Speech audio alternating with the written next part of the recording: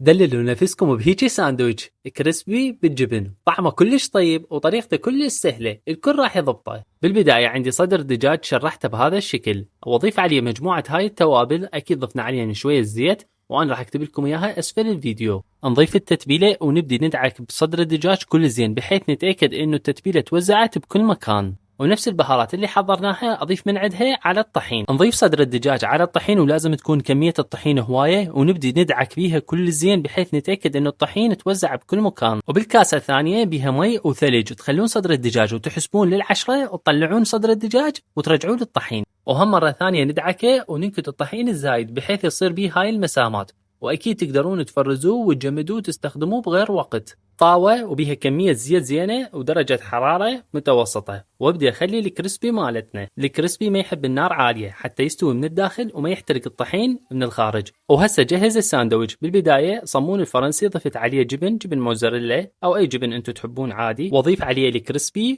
والكورسلو. تقدرون تضيفون الخس او اي اضافات عادي انتم تحبوها. انا ضفت همينات الهاليبينو كلش احبه. ونحتاج صوص طيب، وانا استخدمت صوص من هلا ويا طيب، استخدمت الباربيكيو طعمه كلش طيب. وهلا عندهم تشكيلة متنوعة من الصوصات وراح ترضي الجميع، ومتوفرة باغلب الماركتات بالعراق. طبعا انا هم استخدمت صوص التكساس، هذا كلش احنا نحبه بالبيت. وبهذا الشكل جهزنا اطيب ساندويتش كريسبي ويا هلو. حفظوا الفيديو وشاركوا ويا الاصدقاء، متأكد راح تستفادون منه.